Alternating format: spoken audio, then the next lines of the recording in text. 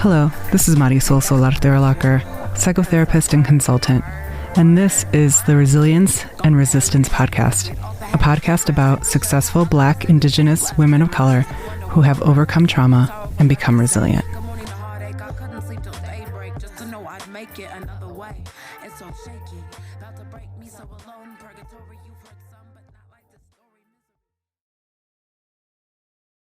Hi, Mom.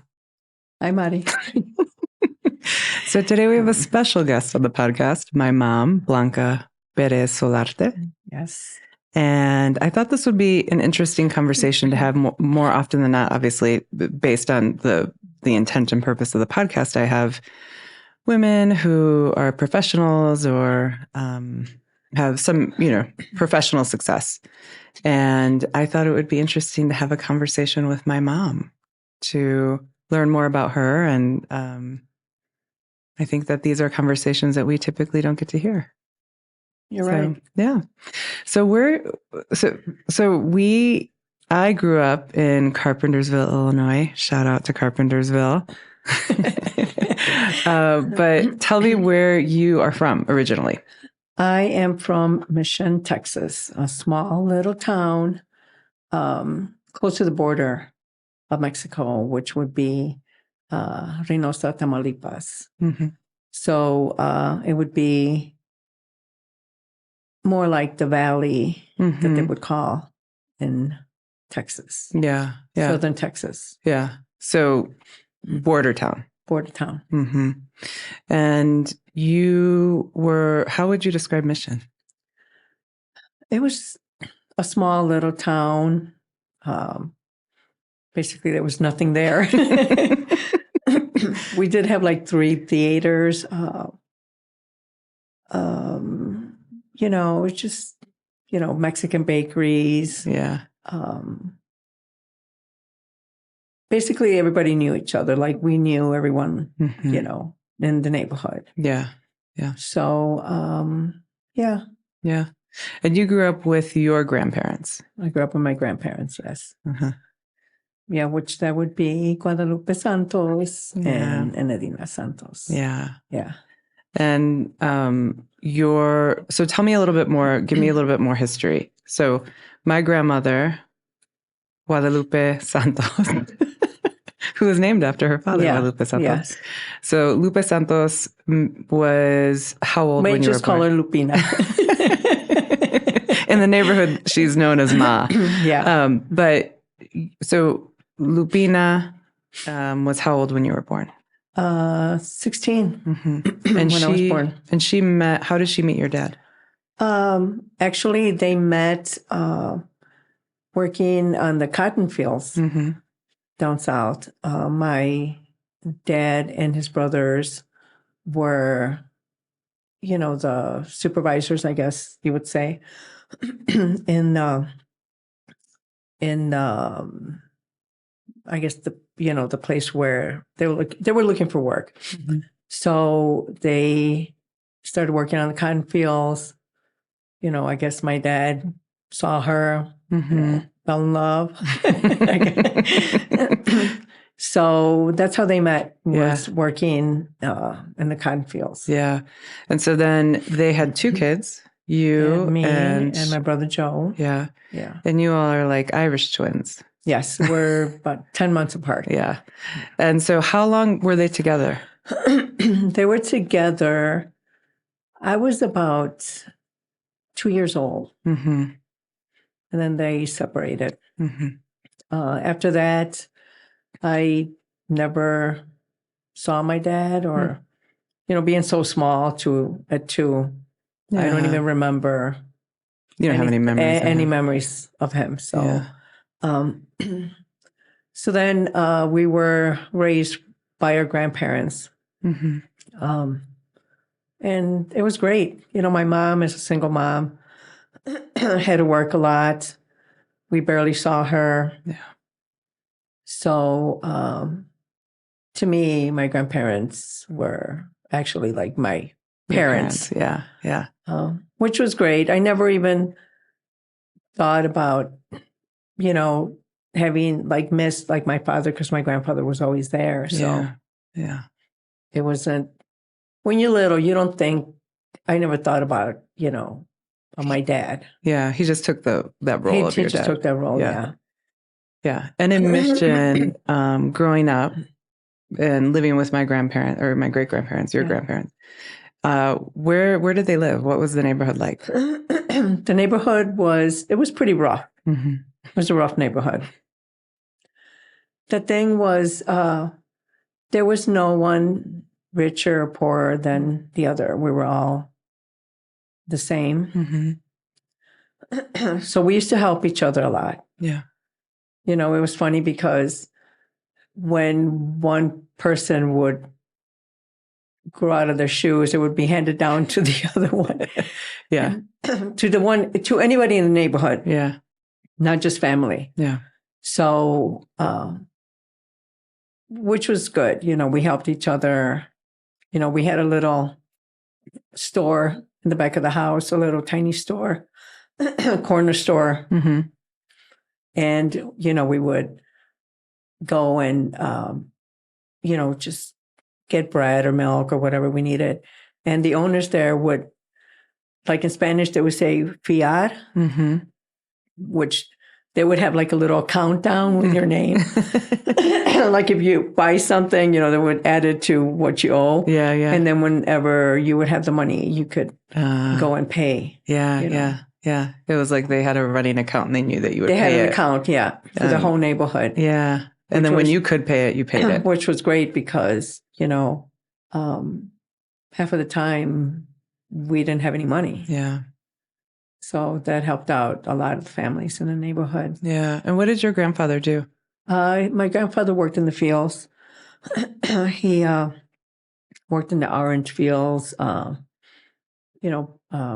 grapefruits, whatever. Mm-hmm. Sometimes he would work all night watering the fields. Mm-hmm. Yeah. So we didn't see much of him, but he was a great man. Mm-hmm. Yeah. Yeah.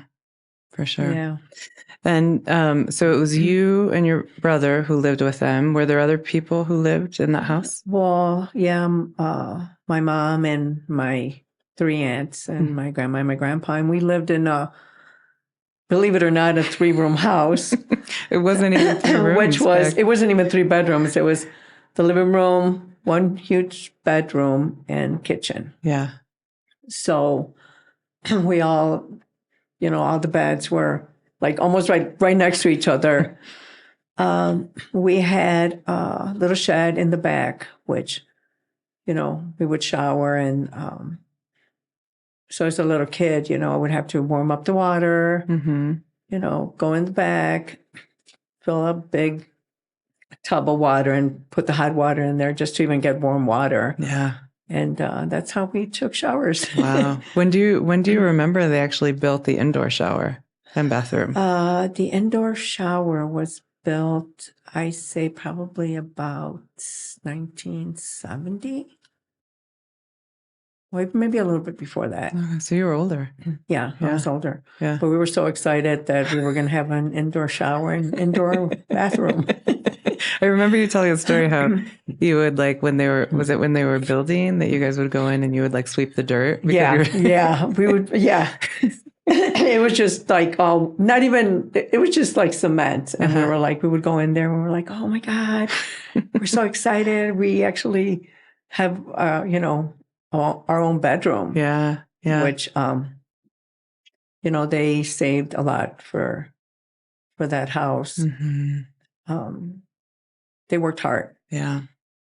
So we had this really nice house in the neighborhood. Yeah. And we were real excited, Yeah. So like I said, to even have an indoor washroom was good. Yeah. I was thinking, and I think we had talked about this recently, or maybe I was talking to your cousin Belinda about this, but the neighborhood that you lived in was actually near what's now a Superfund site. So a Superfund site is one that is environmentally toxic. Yeah. That there, I don't actually remember. I'll have to link this somehow in the show notes. But they've identified certain what they call Superfund sites. So they're so environmentally toxic that they had an impact in some way to the neighborhood. And you grew up where they were making Agent Orange. Yes. And that growing up, you all didn't even know, and you would, didn't even know. And they had mercados, so like markets in the in the whatever warehouse where they used to work. And when that warehouse was empty, excuse me, we used to go and play in that building. Mm-hmm. Yeah. You know, I mean, we had no idea. Yeah. So kids would, you know, just play in there and run around, and we had no idea. And now a lot of people, you know, are, you know, suffering cancer and many other diseases. Mm-hmm. Mm-hmm. And you wonder if maybe like your allergies, medical issues, diabetes, and everything else. Yeah. So, another reason why I wanted to have you on this podcast is because you're a good storyteller.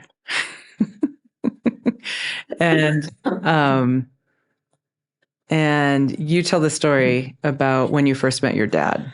Oh, yeah. Well, I was about 14 when I was just curious about meeting my dad. So I asked my tia Nenny if she knew where my dad's family lived. Mm-hmm. And she said, yeah. And I was pretty shocked. So I was like, can you take me there? And, you know, we set a day, and she drove me out there, which was less than half an hour away. Mm-hmm. And we pulled up it's a small town. It's called Progreso, Texas. And so the roads are still dirt. You know, houses are, you know, tiny houses. So anyway, we pulled up to the front of the house, and there was this old lady hanging clothes outside. So she says to me, that's your grandma. And I was like, what? Mm-hmm. So I got out of the car. I went up to her and I said, excuse me, I'm looking for José Perez. And she's like, I was like, does he live here? And she's like, yeah. And I was like, is he here? And she's like, yeah, he's here. I'll go get him. And I was like, oh my God, you know. So we walk up the porch. They had a screen door. So she went inside, and he was walking towards the door, and he says, yeah, can I help you? And I said, yeah. I said, I'm Blanca Perez, your daughter. Mm. And then he was just like, he just looked at me, and then he's like, come in. So we sat down, and he cried the whole time. So he says to me, you know, I said to him, I'm not mad at you. Mm. You know, whatever happened. Mm-hmm. I just wanted to know who my dad was, you know. And I said, and you look just like my brother. Or my brother looks just like you. They look exactly alike. All the Joses look like him. They all look alike. So, you know, he apologized, said he was sorry. You know, like I said, he cried. I said, I have nothing against you. Yeah. I just want to get to know you. And just see what, you know, what type of person you are. Yeah. So then, you know, he introduced my grandma, and, you know, we hugged, and, you know, she was shocked to see me, and he's like, it's been a long time. Yeah. So after that, we did have a relationship, you know, just being so far away. Every time I would go to Texas, I would make some time to go see him. And we kind of did have a relationship. Yeah. So I tried to get my brother Joe to meet him, but I guess my brother was angry. Yeah. You know, he did not want anything to do with him because he said, you know, he has done nothing to me, for me. Yeah. You know, where was he when I was hungry? Yeah. You know, I didn't have no shoes. Yeah. But it took a while, but I finally convinced him to go meet him. And he did. Mm-hmm. And after that, he, you know, would also try and have, you know, a relationship with him. But it took a long time. Yeah. And I think even like till the day that he passed, you know, my brother still had some Like resentment or anger. Yeah. Yeah. Yeah, because he said I never learned anything from that man. Yeah. Everything I learned was from my grandfather. Yeah. Yeah. And of course he would say that your grandfather was his dad. Yeah, always. Yeah. And my grandfather raised us as basically his kids. Mm-hmm. And my grandfather also had a lot of resentment because, he would say, I don't want that man here. Yeah. Because basically he abandoned us. Yeah. Yeah. Yeah. And as a child, it was kind of like like when you go to school and you're like, your parents come, it's always like, I have no parents. Yeah. So. Yeah. But I got through it. Yeah. So that was you 12 or 13 when you met? 14. 14. And then was it shortly after that you left Mission? Actually, I was already here in Illinois. Okay. I had just gone back to visit when, I just was curious, like who my dad was. Yeah. So how old were you when you left Mission and went to Illinois? I was 10 years old. I would come back and forth with Ma. Okay. Finally, I think I was 13 when I just decided to stay. Yeah. But every year we would go to see her. To see her, yeah. Yeah, yeah. And so how old were you when she moved? Or she left Mission and went to Illinois? I was like about 8 when my mom moved to Illinois. Wow. And it was weird. Not weird. It was, when she met my stepfather, Guadalupe Cantú, and we met him, she said to me, this is going to be I'm going to marry this man. Yeah. And I'm looking at him like, I don't even know him. Like, Yeah. Like I've never met him before, But it turned out that it was a blessing because he's such a good stepfather. Yeah. Mm-hmm. And so when we came up to Illinois and we went grocery shopping, I was just like, we can actually eat real cereal. We don't need any of the government stuff, Excuse me. So we were excited, we were actually eating real food. I think you told the story just recently about how when Joe finally ended up in Illinois too, your brother, that he was like, you talked about ordering a pizza and he was like, what's a pizza? Yeah. I was like, let's order a pizza. We're like, it's pizza. Like, we never ate pizza. Yeah. We never ate out. Yeah. So, okay. Yeah. She didn't need a minute. I just have a lot of allergies. Sorry. I have a lot of allergies. Yeah. So this is a normal conversation with Blanca. Yeah. Just these allergies are killing me. But we never were treated to like McDonald's or anything like that, which it didn't bother us. Yeah.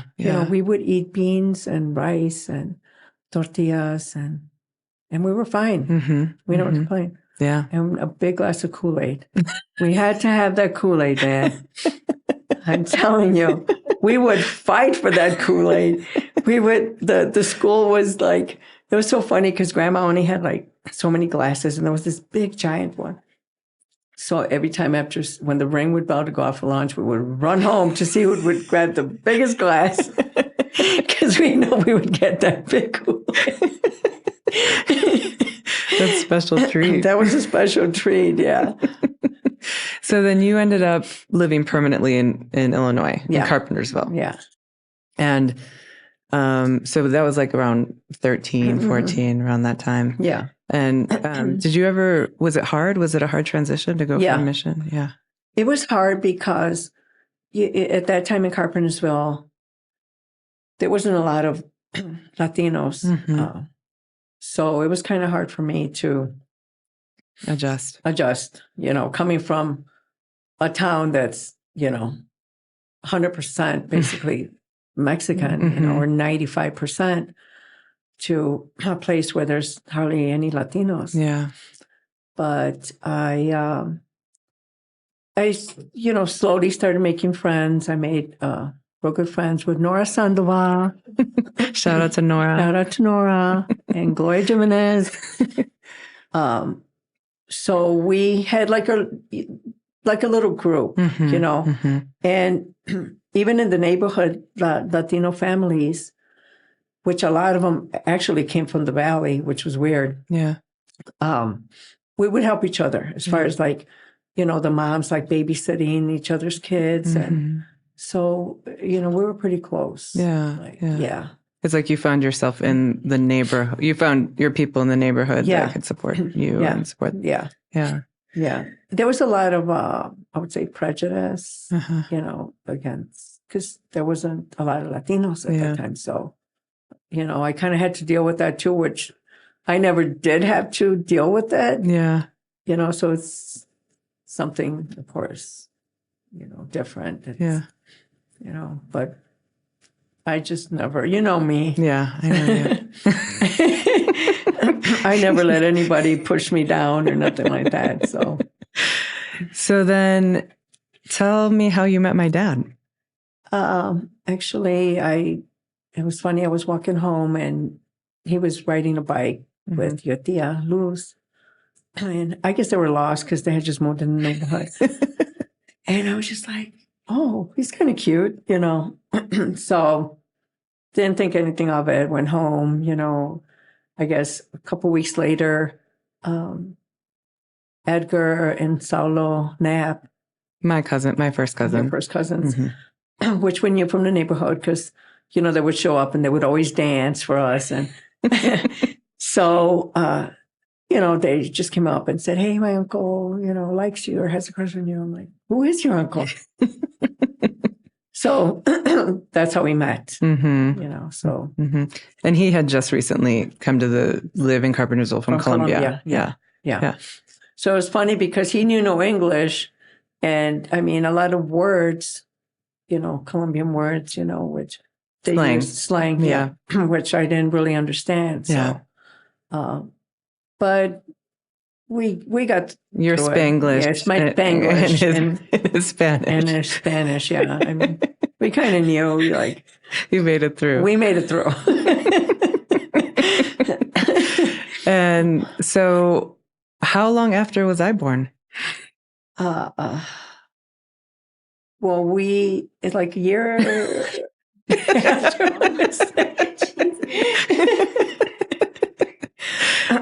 You would say it was love at first sight.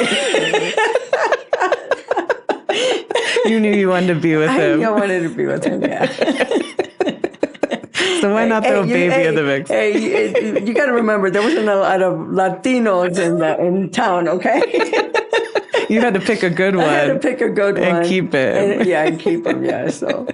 So you were 15 when you got pregnant with me? Yeah, 15. And my dad was 16? 17 when I was born. Yeah, he's a year older, yeah. Yeah. And so what was that like? Well, it was tough. Yeah. Being, 15 and pregnant. And so I had made a decision that I was going to, keep you. Yeah. Even though it was going to hard. And it was really hard because I not lost, but, after you have a baby, you can't do of course, the things that I did with my friends, hung out and, whatever we did, crazy stuff. Bad things. Bad things. So I felt like I was kind of left alone. Yeah. But it was tough. Yeah. And your dad, of course, I had to not go to school. Yeah. Because at that time, I don't even know if they even had like any night school or programs, which I never really looked into. Yeah. So, so it was tough. Yeah. It was tough being a single mom at 16. Yeah. And how did your mom, how did the family, how did they respond? It was, at first, it was a little bit tough because, of course, a baby and, but of course your tia had came to the house saying that she would take you, Tia Lucrecia. Which my Tia Olga said, she's crazy. She ain't taking no baby. It doesn't surprise me. So, I think she came with a nun or something like that. Yeah, I think that's how the story's been told to me. Yeah, she came with a nun. And so we're like, no, we're going to keep the baby. Yeah. Even though it might be hard, but, we're keeping her. So, but I mean, you were raised good, with everybody loved you. I mean, of course, my brother Joe, José Perez. Yeah. See you later, bro. Yeah. I mean, I had, being in the neighborhood with everyone that was there, I had lots of family. I think that I was always with someone. Yeah. And it was kind of hard, like, the Solarte family was such a big family, and your dad was such a jock, and I was like the total opposite. Yeah, he was a nerdy jock. He was a nerdy jock, yeah. And my girls would be like, "What? Why do you even like him?" So it was just kind of hard for me to, be part of the family. Yeah. Because, them being Colombian, me being Mexican, even though we're Latino, sometimes we look at each other differently. For sure. Yeah. It's like you think your race is better than the next one. Right. So it was kind of hard to, things I couldn't say, things that you couldn't do. Yeah. So it was different. Yeah. And a big Catholic family, because my abuela Marina was very Catholic. Yeah. So it was kind of hard to adjust also with your grandma, considering my mom. Total opposites. Total opposites. Total opposites. One likes to say the F word a lot. The other one, I don't think has ever said the F word. Said anything. Well, my mom, was not raised, because my grandpa would, of course, he always wanted the family together. Yeah, always. But I guess my mom, you would say my mom was like the wild one of the family. Yeah. So, Hey, it's Marisol. Thank you so much for listening to this episode. Really quick, I wanted to let you know that we have partnered with U.S. Bank on their mission to power human potential through their Community Possible grant program. This program is dedicated to supporting communities like this one while addressing racial and economic inequities. This could be a great opportunity for you, so click the link in this episode description, learn more, and apply.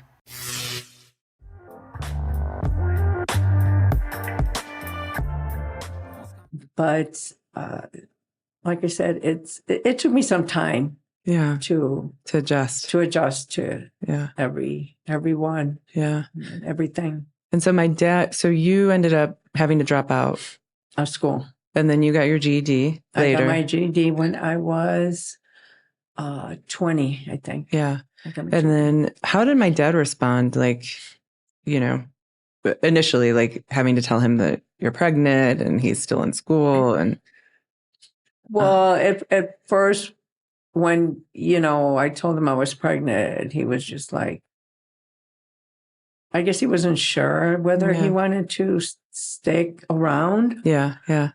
So I figured, well, I'll go to Texas and, just take a break or whatever. So I went to Texas, and it was funny because he had wrote me a letter saying that, basically he wasn't going to be there or whatever. And, I was like, I'm a strong woman. Yeah. You'll be good. Woman. I'm good. Yeah. Nothing's going to bring me down. Yeah. Yeah. So then I think it was the next day I got another letter. And it said, "I'm sorry, I didn't mean what I said, but, are you going to come back?" And so he probably, after he mailed the first one, he ran home. Wrote another one and mailed it. And mailed it. He had some regret. He had some regrets. So then I came back to Illinois and, we started working. He got a job, really good job, computer, working with computers. I don't know what his title was at the time. He's the ultimate person who works with computers. Exactly. He's the computer guy. But so, I got a job where he was working at, and then we got married when you were both 21. 21. Yeah, Oh, 21. Okay. I always say 20. Yeah. Yeah, I was 4 Yeah, years you were old. 4. I was the flower girl in the wedding. Yeah. Yeah. You were the flower girl and had us crazy looking for the ring, which was in your basket. Oh, that's right. That's right. Yeah, I remember I stole the ring and put it in my basket. Yeah. And at that point you had the apartment. Yeah. Yeah. At the apartment. Yeah. And I remember getting ready at the apartment, and we're running around there and, looking for the ring, and and you're just standing there looking at everybody running around, holding a little basket. And somebody said, "Look at Marisol's basket," and you had it in your basket. Yeah, and so those early years, you all worked really hard. Yeah, and so we lived in an apartment probably for about 3 years. Yeah, and then you got pregnant with. No, we bought a house. You bought a house before you got pregnant with Tanya. Okay. Yeah. So we ended up buying a house. And, we had really good jobs. We had a house, we had a new car. So everything was good at that time. And I always think about, my dad loves to say this now, but that you all were crazy savers. You would save all of your money to buy whatever it is that you would buy. Yeah. Yeah. We saved for years to get a house. Mm-hmm. So, and we saved quite a bit of money. Yeah. So, it was... I guess at that time we thought about just work and save just to, get a house and, get a bigger family, make a bigger family. So. Have a better life for us. Yeah. Mm-hmm. Yeah. And it was pretty exciting, you coming from, a neighborhood where, basically, it's, when we were little, all the kids in the neighborhood, there would be a truck that would stop in the corner and, pick up the little kids so they can go pick, cotton or whatever, And my brother would say, "Come on, let's go." And I'm like, "I'm not picking anything." He's like, "But we'll have money, in our pockets to spend." I'm like, "I'm good." So I never really did any of that. Yeah. I don't know. I just didn't want to. Yeah. But then thinking about as an adult, what was exciting for you? Like starting to work hard and. Yeah. It was just like, wow, I have a house. I, have a new car. And, so, things were looking good. Mm-hmm. It was just like, now we're going to concentrate on the family and. So it was good. Yeah. Yeah. Yeah. And my dad too probably grew up similar to you in Colombia. Yeah, in Colombia. Yeah. Poor. Yeah. I would say. Which, there's nothing wrong with being poor, Mm-hmm. Because if you're poor and you have like your family, it's like you don't think about anything else. Right. Like we had my grandma and grandpa, we didn't think about, like what, like eating out or anything. Man, I can't even remember us eating out. I don't think we ever did. Right. But and you're poor, but you're happy. Yeah. You're happy. It's like, you can have all the money in the world and still, not be happy. Yeah. So I had a good childhood. I would, Mm-hmm. I say, Yeah. What would you say were, this is probably going to be a hard question to answer. Okay. But you can answer however you want to answer. What would be one of the hardest things that you've had to go through in your life?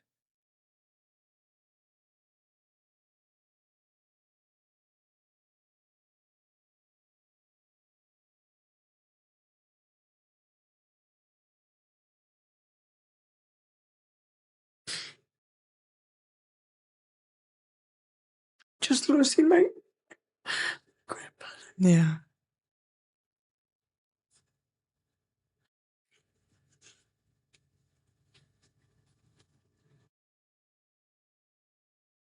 Because I take that with me. Yeah.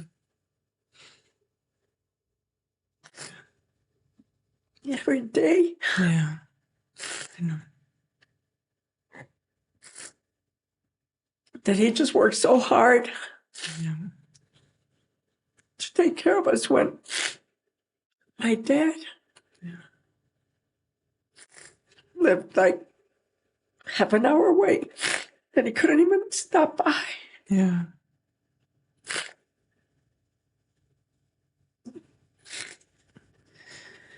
Yeah. I'm sorry, it's just really hard, you know. Just my grandfather was everything to us. Mm-hmm. He worked so hard Mm-hmm. to make sure we had shoes and, you know, just simple things. Mm-hmm. Yeah, he was the best. And then just to, you know, your dad lives less than half an hour away and he can't even see how you're doing or Yeah. what you need. Yeah. So, Yeah, he was definitely a person who had the biggest heart of anyone that I knew. yeah, yeah, he did. Mm-hmm. But I'm getting better at it. Yeah. But it's like an everyday thing. Yeah. Yeah. And so you still live in Carpentersville? Yeah. After you made me cry. I didn't mean to make you cry. That's okay. But anytime you bring my grandpa or ask me, you know, like, it's really hard. I know. Yeah. Just And you've been through some hard things. very hard things. Yeah. Yeah. Very hard things. Yeah. I mean, things that people don't even know about, you know. Mm-hmm. But I think right now I'm in an okay place. Mm-hmm. Yes. Yeah. Tell me more about that? Like, what would you say is makes it okay right now? Well, all you guys are grown.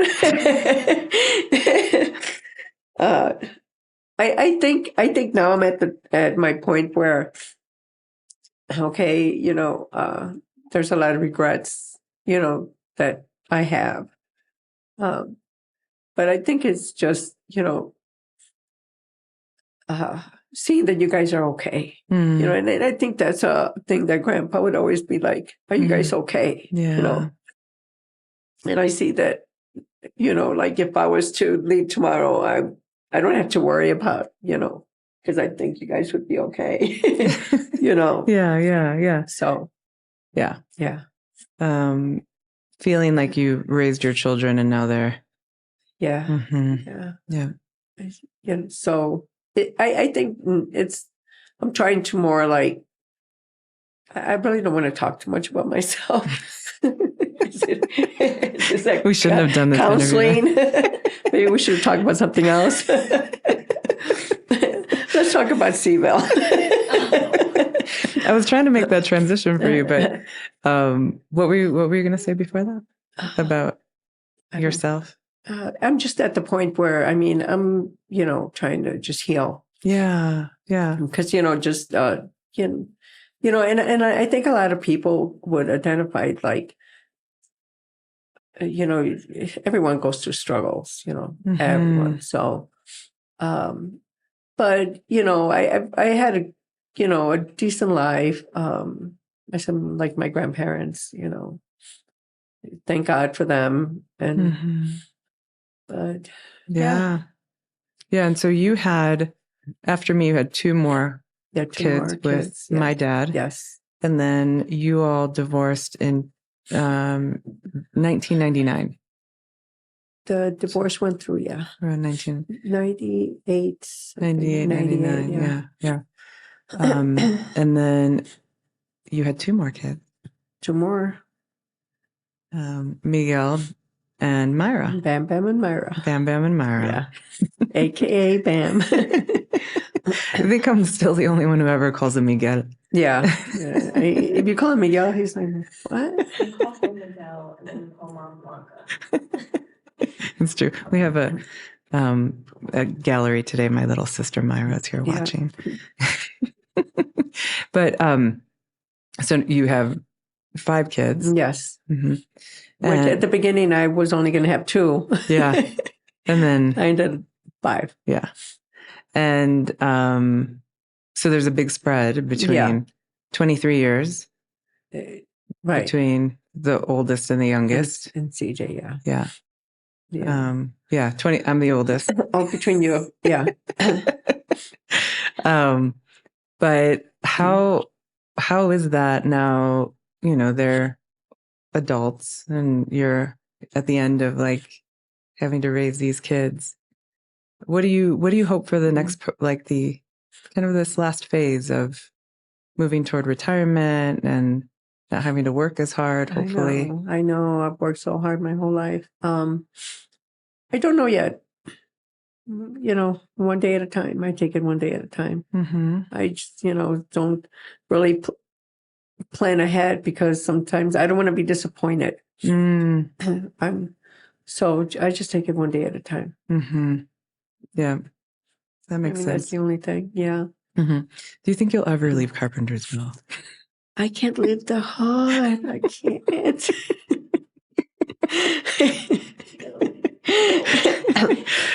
I just can't.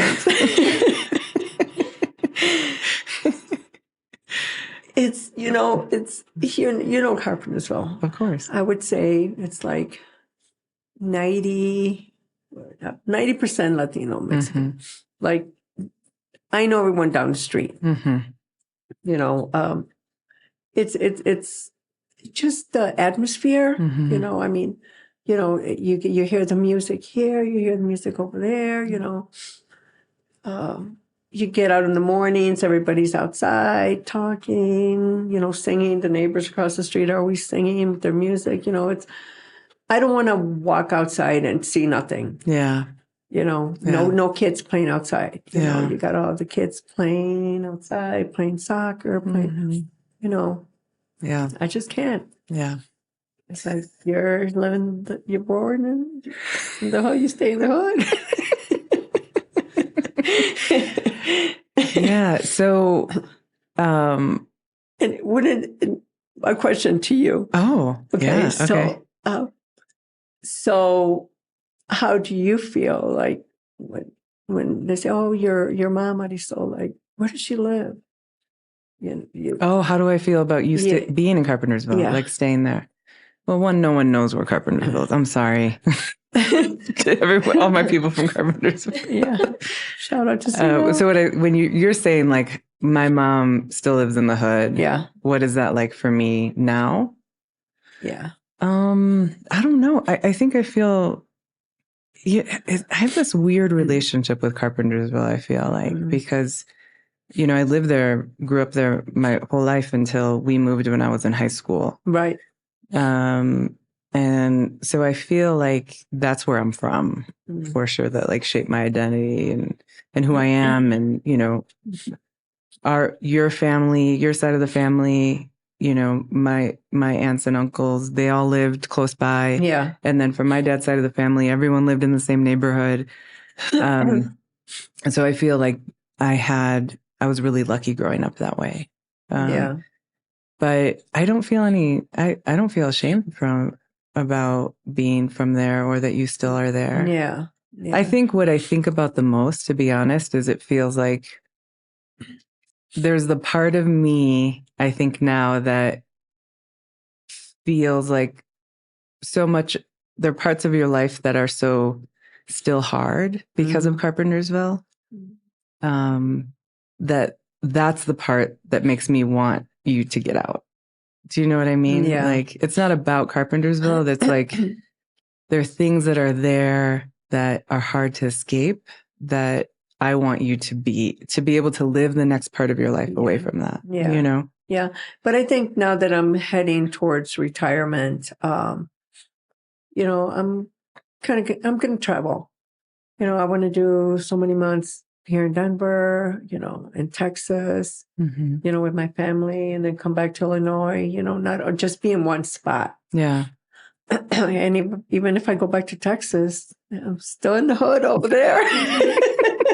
Hey, I live in Denver. I maybe don't live in the hood, but I live on the east side. Yeah. But that's what, like I said, I don't bundle. I know there's things that I just don't. I feel because I have my mom next door, my brother a block away, Mary, my sister. I right now I just want to spend as much time as I can with my mom, because you don't know. I mean, she's never gonna die. Yeah, she's never gonna die. She's like, I'm never gonna die. We're like, oh God. You're gonna be there for a long time. She's gonna be there forever. So I know what you're saying as far as leaving, but it's like, to me, that's home. Yeah. I mean, even if I was to move anywhere else, I don't think I would be happy. I mean, I do, here in in Carpentersville,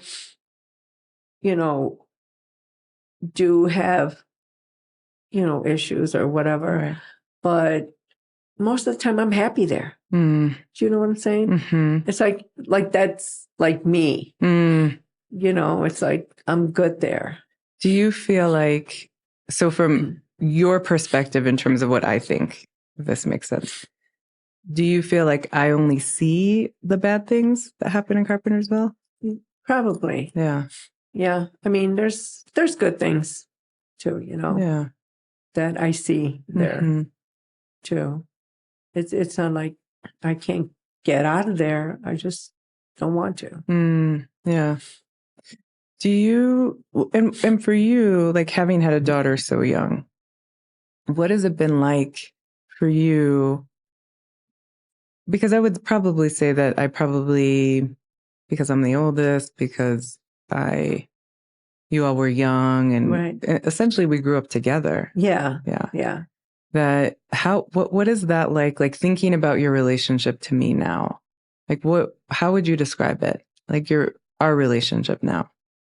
I think it's good. I think we're older, understand things a little bit more, that maybe years ago just were harder. Yeah. Didn't make sense or, Yeah. Yeah. So I think, we're probably at the point where, maybe we can talk about things, which like, we weren't maybe able to back before. then we weren't able to. Yeah. So. Yeah. And do you feel like it was harder to have a relationship with me having been younger? No, I don't think so. Yeah. Like, maybe this is a different way to ask it. Like, was it different to raise a child young than, you have Miguel and Myra, or Bam and Myra? Was that different for you? Yeah, because you're younger. Yeah. So of course everything's different. Yeah. It's, you think differently, but I mean, I tried the best that I could, being a teenage mom and just dealing with being a teenager and being a mom was hard. Yeah. But I never really, thought like how should I say, like, it was harder, but I never really went through my mind. It just was something like natural to me, like, Totally. Yeah. Like I have a baby now, so, you hung out with me and my girls. I'm sure I did. If any of you know, I mean, you don't get to see me, but I'm 5'7". My mom is, how tall would you say you are? 5'2", 4. I wish I was 5'4". We'll say 5'1" and 3/4". 5'1", yeah.